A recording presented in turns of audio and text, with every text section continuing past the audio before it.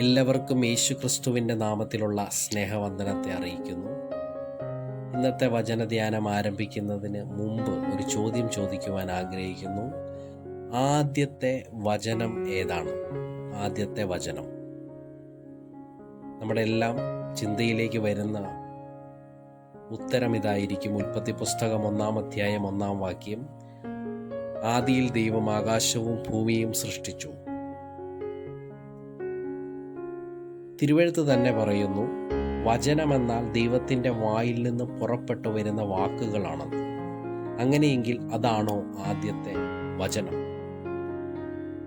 ഇപ്പോൾ ജിനേഷ് എന്ന ഞാൻ നിങ്ങളോട് ഒരു കാര്യം പറഞ്ഞുവെന്ന് നിങ്ങൾ എഴുതുകയാണെന്നിരിക്കട്ടെ. ആ കാര്യം എഴുതുന്നതിന് മുമ്പ് ആ കാര്യം പറയുവാനുണ്ടായ സാഹചര്യത്തെക്കുറിച്ച് ആദ്യം എഴുതി പിന്നീട് ഞാൻ പറഞ്ഞ കാര്യത്തെ എഴുതുന്നത് പോലെ മോശയ്ക്ക് ദൈവം ആദിയിൽ സംഭവിച്ച കാര്യങ്ങൾ, സൃഷ്ടിപ്പിൽ സംഭവിച്ച കാര്യങ്ങൾ എന്തൊക്കെയാണെന്ന് എഴുതിയപ്പോൾ ആ സൃഷ്ടിപ്പ് സംഭവിക്കാനുള്ള സാഹചര്യത്തെക്കുറിച്ച് ആണ് മോശ ആദ്യം എഴുതിയത്. അതാണ് നമ്മൾ വായിച്ചത്. ആദിയിൽ ദൈവം ആകാശവും ഭൂമിയും സൃഷ്ടിച്ചു. ഭൂമി പാഴായും ശൂന്യമായും ഇരുന്നു. ആഴത്തിന്മീതെ ഇരുൾ ഉണ്ടായിരുന്നു. വെള്ളത്തിൻ്റെ ആത്മാവ് വെള്ളത്തിന്മീതെ പരിവർത്തിച്ചു കൊണ്ടിരുന്നു എന്നീ 4ഓളം കാര്യങ്ങൾ ആ സമയത്തുണ്ടായിരുന്ന സാഹചര്യത്തെ വെളിപ്പെടുത്തുമ്പോൾ 1-ാം അധ്യായം 3-ാം വാക്യം, വെളിച്ചം ഉണ്ടാകട്ടെ എന്ന് ദൈവം കൽപ്പിച്ചു, വെളിച്ചം ഉണ്ടായി. ആദ്യത്തെ വചനം വെളിച്ചം ഉണ്ടാകട്ടെ എന്നു ദൈവം കൽപ്പിച്ചു, വെളിച്ചം ഉണ്ടായി. വെളിച്ചം ഉണ്ടായതിന് ശേഷം സംഭവിച്ച കാര്യം പറയുന്നു. ദൈവം വെളിച്ചവും ഇരുളും തമ്മിൽ വേർപിരിച്ചു. അപ്പോൾ വെളിച്ചം ഉണ്ടാകട്ടെ എന്നുള്ള വചനം ദൈവം എന്തിനാണ് സംസാരിച്ചത്? തീർച്ചയായും ഇരുളിനെ വേർപിരിക്കേണ്ടതിന് വേണ്ടി. ഇന്ന് ഈ വചനധ്യാനം കേൾക്കുന്നവരോട് ദൈവത്തിന് കൈമാറുവാനുള്ളത്, നിങ്ങളിലെ ഇരുളിനെ എൻ്റെ ദൈവം മാറ്റുന്നു. വെളിച്ചത്തിലൂടെ ദൈവം ഇരുളിനെ മാറ്റുന്നു. ഉറപ്പായും നമ്മുടെ ഉള്ളിലൊരു ചോദ്യമുണ്ട്, ഇരുൾ എൻ്റെ ജീവിതത്തിലുണ്ടോ? 1-ാം അധ്യായം 1-ാം വാക്യം മുതൽ 5-ാം വാക്യം വരെ വായിക്കുമ്പോൾ നമുക്ക് മനസ്സിലാകും. തുടക്കത്തിൽ പറഞ്ഞതുപോലെ അന്നേരത്തെ ആ സാഹചര്യത്തെക്കുറിച്ച് പറയുമ്പോൾ, ഭൂമി പാഴായും ശൂന്യമായും ഇരുന്നു. ആഴത്തിന്മീതെ ഇരുൾ ഉണ്ടായിരുന്നു. പാഴായും ശൂന്യമായും മാറ്റിയതിൻ്റെ പിന്നിൽ ഇരുളിൻ്റെ പ്രവൃത്തിയായിരുന്നുവെന്ന് ബൈബിൾ സാക്ഷ്യപ്പെടുത്തുന്നു. ഇരുൾ പൈശാചിക ലോകത്തെ കാണിക്കുന്നു, പൈശാചികൻ്റെ പ്രവൃത്തികളെ കാണിക്കുന്നു. എൻ്റെയും നിങ്ങളുടെയും ജീവിതത്തിൽ പാഴും ശൂന്യവുമാക്കി മാറ്റിയത് ഈ ഇരുളിൻ്റെ പ്രവൃത്തിയായിരുന്നുവെന്ന് ഈ വചനം ഇന്ന് നമുക്ക് തെളിയിച്ചു തരുന്നു. ആ ഇരുളിനെ ദൈവം ഇന്ന് ഈ വചനത്തിലൂടെ മാറ്റുന്നു. എന്താണ് എൻ്റെ ജീവിതത്തിലെ ഇരുൾ? എന്നെ പാഴായും ശൂന്യമായും മാറ്റിയ ആ ഇരുളിൻ്റെ പ്രവൃത്തി എന്താണ്? നമ്മുടെയൊക്കെ ഹൃദയത്തിൽ നാം അറിയാതെ ഇരുള് ചില വിത്തുകൾ വിതച്ചിട്ടുണ്ട്.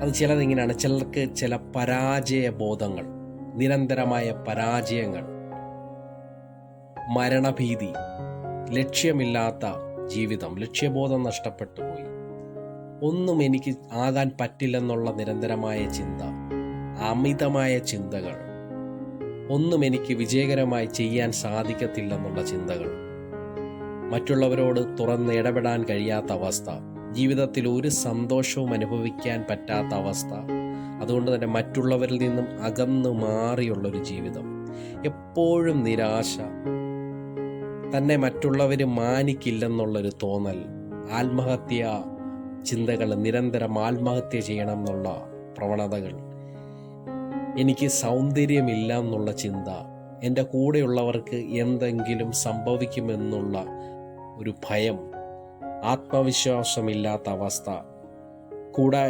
ജീവിക്കുന്നവരുടെ ഭാവിയെക്കുറിച്ചുള്ള ഉത്കണ്ഠകൾ, ഇവയൊക്കെ നമ്മുടെ ജീവിതത്തിലെ ഇരുളിൻ്റെ ചില ഉദാഹരണങ്ങളാണ്. നമ്മൾ അറിയാതെ നമ്മുടെ ജീവിതത്തിലേക്ക് പൈശാചികൻ ഇട്ട, എനിക്കൊന്ന് പറയുവാനുള്ളത്, പാഴും ശൂന്യവുമാക്കിയതിൻ്റെ പിന്നിൽ ഇരുളിൻ്റെ പ്രവൃത്തിയാണ്. ദൈവത്തിൻ്റെ ആദ്യത്തെ വചനം തന്നെ ആ ഇരുളിനെ മാറ്റേണ്ടതിനു വേണ്ടിയാണെങ്കിൽ എന്നിലെ ഇരുളിനെയും ഈ വചനം മാറ്റും.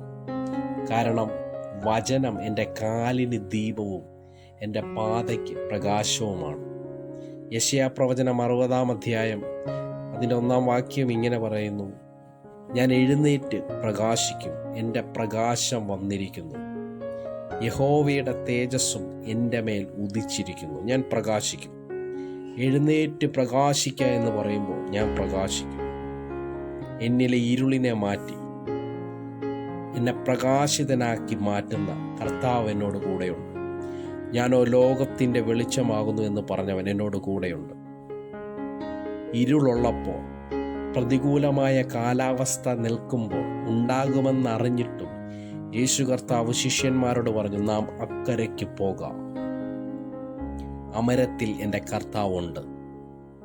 ഇന്ന് ഈ ഇരുളിൻ്റെ പ്രവൃത്തിയാൽ ജീവിതം തകർന്ന് നിരാശയിലായിരിക്കുന്ന എല്ലാ വ്യക്തിജീവിതങ്ങളോടും എനിക്ക് ഈ വചനത്തിൽ ആശ്രയിച്ച് പറയുവാനുള്ളത്, ഇതൊരു പ്രകാശമായി നിങ്ങളുടെ ജീവിതത്തിൽ സംഭവിക്കുന്നു. വചനം അതിൻ്റെ പ്രവൃത്തികളെ ചെയ്യുന്നു. ദൈവം നമ്മെ എല്ലാവരെയും അനുഗ്രഹിക്കട്ടെ. ആമേൻ.